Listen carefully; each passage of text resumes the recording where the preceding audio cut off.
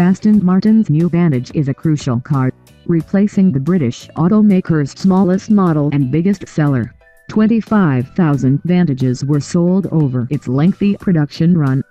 The new car goes head-to-head with the Porsche 911 Turbo, Jaguar F-Type SVR and Mercedes-AMG GT, but the AMG GT is closest in concept, the two-seat, rear-wheel drive sports car with a front/mid-mounted V8. In fact, the Vantage even gets the GT's 4.0-liter twin-turbo V8. It makes 503 HP with 505 pounds-feet of torque, and fires up with the kind of roar normally silenced by a tranquilizer gun. Some of that's down to our test car's optional sports exhaust with its quad outlets, sure, but the Vantage sounds seriously good whether you're burtling round town or running for the red line.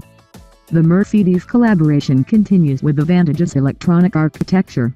The infotainment system's gloss black common controller is a reminder of the Mercedes zeros and ones working away in the background. The Vantage is 100% Aston Martin under a steel bodice held, though. It looks strikingly low and white when you get up close, with a windscreen angle faster than George W. ducking a well-aimed shoe. It builds on the bonded aluminum architecture first introduced with the 2016 Decibels 11, the moment new Astons stopped getting hand-me-downs from older siblings and started with a clean sheet.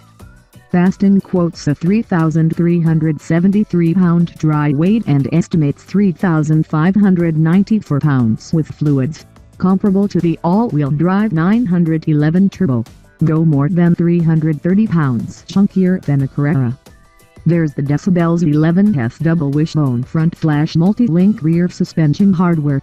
The track widths are identical, and again there's an 8-speed automatic in a transaxle arrangement, but Aston claims the rest of the structure is 70% new. 20-inch wheels and adaptive dampers are standard, and the Ferrari-style electronically controlled limited-slip differential is an Aston first. The driving position sets the tone for the driving experience. You sit low down, the bolsters clamp you snugly but comfortably all the same, ensconced by a high window line and center console. If there's any intimidation, the steering quickly quells the butterflies. The wheel is small and nicely proportioned, and on a snowy surface its relative lightness and speed instantly impart a sense of agility, with weight building progressively as you wind on more lock to give a good sense of how hard the front tires are toiling. It's unlikely you'll long for the previous Vantage's naturally aspirated V8. The turbo engine's clean responses, almost zero turbo lag, strong low-end performance and willingness to rev out quickly placates the purists. The 8-speed auto feels smooth and obedient too. Dual-clutch rivals have a snappier punch, but this transmission is far from sluggish. Switch all the nicely calibrated stability systems off and drift the Vantage from lock to lock, and it feels benignly balanced, particularly in how body roll is so well managed, how generous the steering lock is and how neatly the tail slips back in two lines, no lurching or snapping. Around here, the throttle's precision and the smoothly operating diff adds to the sense of playfulness with total control. The brakes slow the Vantage convincingly and with little ABS intervention, even on a slippery surface. Our car got the standard cast iron anchors, though carbon ceramics are offered.